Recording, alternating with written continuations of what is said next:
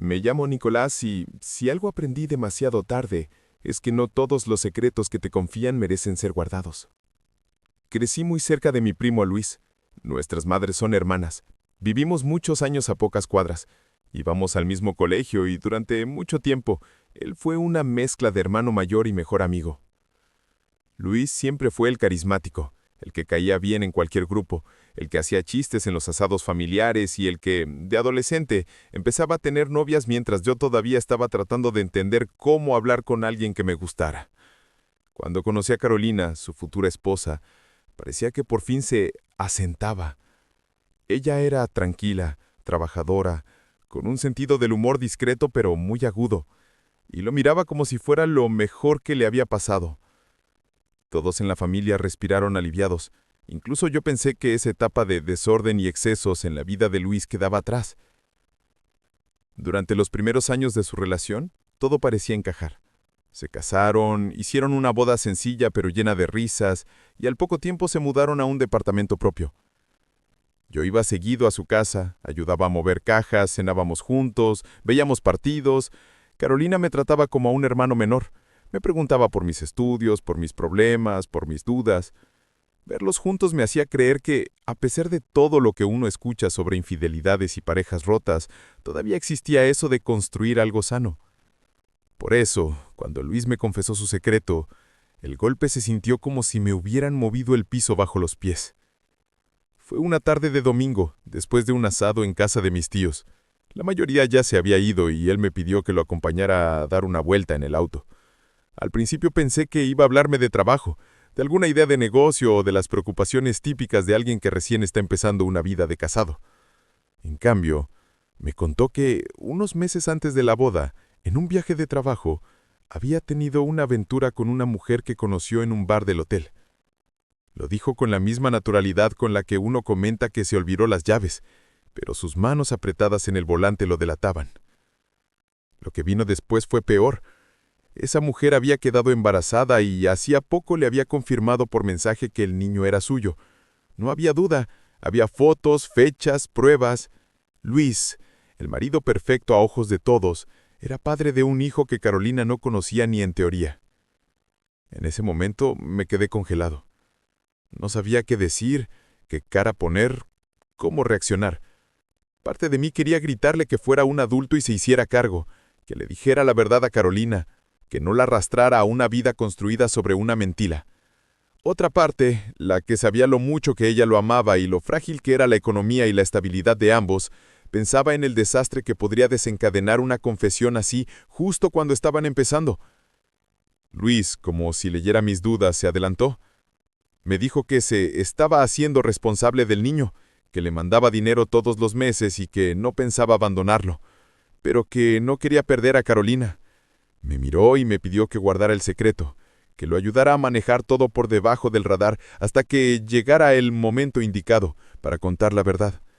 Ese momento indicado, por supuesto, era una entelequia conveniente que nadie sabía cuándo iba a llegar. A partir de ahí, sin darme cuenta, empecé a convertirme en cómplice. Luis me pedía que algunos depósitos al principio pasaran por mi cuenta, para que Carolina no viera movimientos extraños en la suya. A veces me pedía que lo cubriera cuando tenía que ir a ver al niño, porque era su cumpleaños, o porque estaba enfermo. Yo, atrapado entre la lealtad al primo de toda la vida y la admiración y cariño que sentía por Carolina, me iba tragando la incomodidad como podía. Cada vez que la veía sonreír, convencida de que lo sabía todo de su marido, me dolía el estómago. Me repetía que no era asunto mío, que el padre del niño era él, que la relación de pareja era de ellos, que yo solo estaba ayudando a un inocente, pero en el fondo sabía que estaba sosteniendo una mentira demasiado grande. Los años pasaron y la red de engaños se hizo más sofisticada. Luis y Carolina intentaron tener hijos y no lo lograban, lo que hacía todo aún más cruel. Verla llorar en la cocina porque las pruebas de fertilidad no eran buenas, mientras yo sabía que Luis ya tenía un hijo fuera del matrimonio, era como tragar vidrio. A veces yo mismo llegaba a su taza y la encontraba mirando catálogos de adopción, hablando de tratamientos, hablando de lo que significaría para ella formar una familia. Y yo, sabiendo que en otra parte de la ciudad había un niño creciendo con el apellido de su madre y un padre ausente que en realidad se presentaba de vez en cuando como si fuera un conocido más.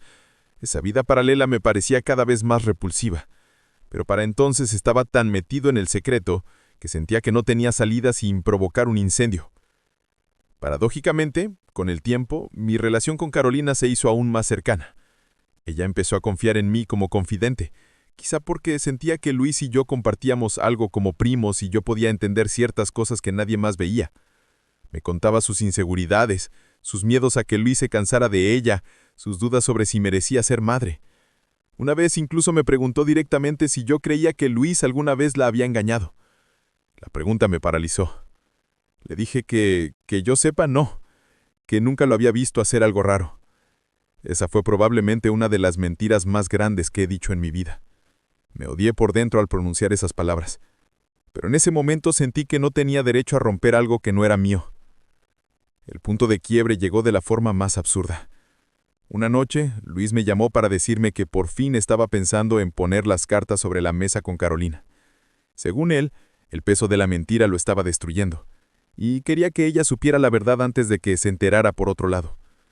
Me pidió que estuviera disponible los próximos días por si ella necesitaba hablar con alguien, porque seguramente iba a estar deshecha. Le dije que aunque llegaba años tarde, al menos era algo. Y cortamos. Pasaron los días y nada ocurría.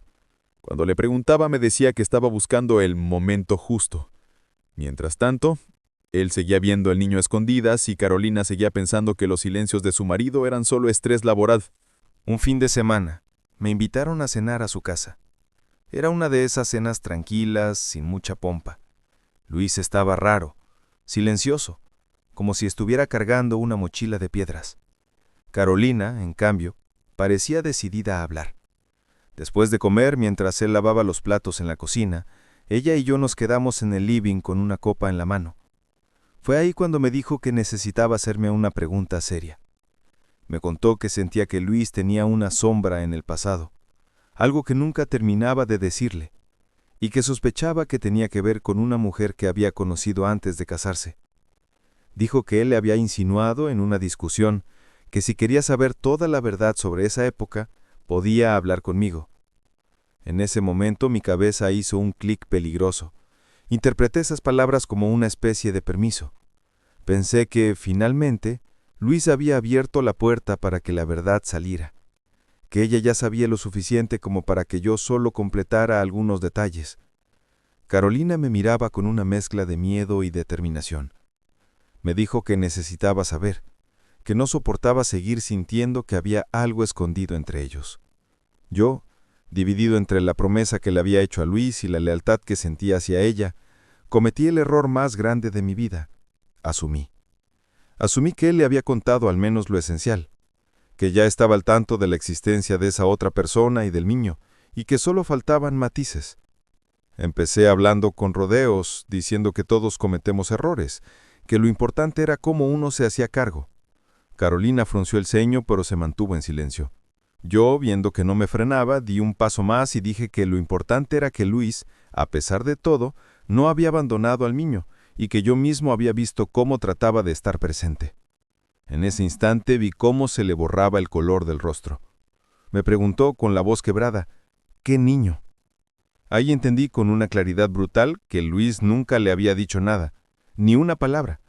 Ella sabía que había algo, pero no tenía idea de que ese algo tenía nombre, edad y una vida paralela fuera de su matrimonio. Intenté frenar, hacer marcha atrás, decir que tal vez estaba exagerando, pero era demasiado tarde. Me pidió el celular, me pidió que le mostrara los mensajes, las transferencias, cualquier cosa que tuviera relación con lo que acababa de mencionar. Yo, sudando frío, sabiendo que cualquier cosa que hiciera sería traición para alguien, terminé abriendo el chat con Luis, donde hablábamos de las visitas, del niño, de la otra mujer.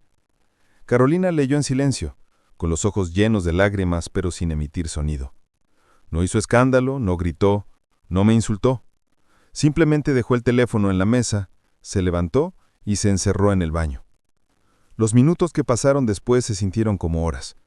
Luis salió de la cocina preguntando qué pasaba, por qué había tanto silencio.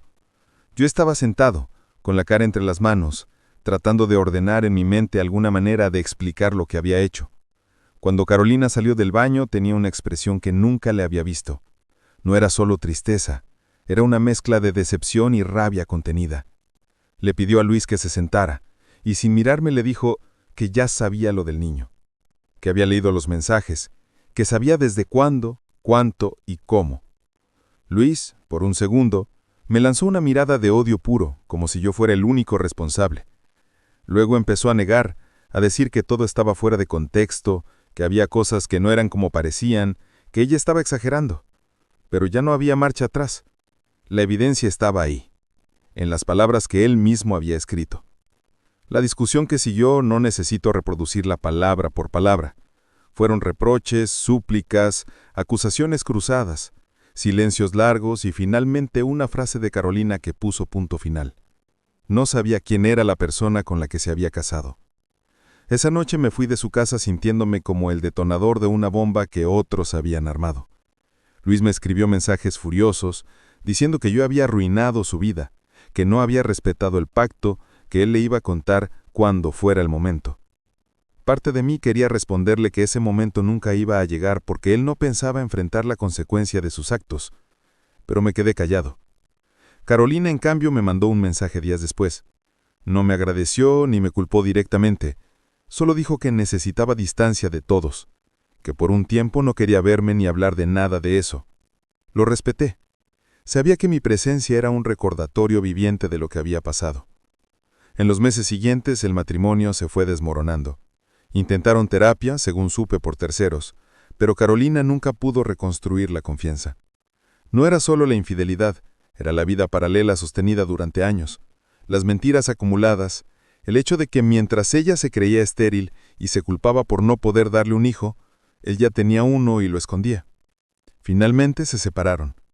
Luis se mudó a un departamento pequeño, Carolina se fue con sus padres y la familia se dividió en bandos. Algunos dijeron que yo había hecho lo correcto, que la verdad tarde o temprano iba a salir. Otros me señalaron como el que había metido la cuchara donde no le correspondía. Para muchos era más fácil culpar al que rompe el silencio que al que construye la mentira. Yo cargué durante mucho tiempo con la culpa de haber sido quien, con una frase mal medida, destapó todo. Me costó dormir, me costó mirarme al espejo sin pensar que, si me hubiera quedado callado una vez más, ellos seguirían juntos, al menos en apariencia. Pero en terapia y con los años, entendí algo que me costó aceptar. Yo no destruí su matrimonio. Solo expuse las grietas que ya lo atravesaban desde hace mucho antes. Mi error no fue contar la verdad, sino haber aceptado desde el principio ser guardián de un secreto que nunca debió ser mío. Haberme puesto en el lugar del intermediario silencioso, del cómplice bien intencionado, del familiar que aguanta todo para no generar un problema. Ahí estuvo mi verdadera falla. Hoy, la relación con Luis es prácticamente inexistente. Sé que sigue viendo a su hijo, sé que intenta recomponer su vida, pero nuestra confianza se rompió del mismo modo que la suya con Carolina. Con ella, con el tiempo retomamos un contacto mínimo, un café cada tanto, algún mensaje en fechas importantes. No somos lo que fuimos, pero al menos ya no hay un muro absoluto entre nosotros. A veces me mira con una mezcla de gratitud y dolor. Sé que en el fondo también lucha con sentimientos encontrados sobre cómo se enteró de todo. Y de todo esto saco tal cosa, que cargar con secretos que encubren daño no es lealtad, es complicidad.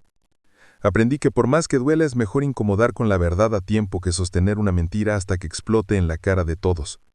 Y que nunca más voy a aceptar ser el basurero emocional donde otros tiran lo que no se atreven a enfrentar.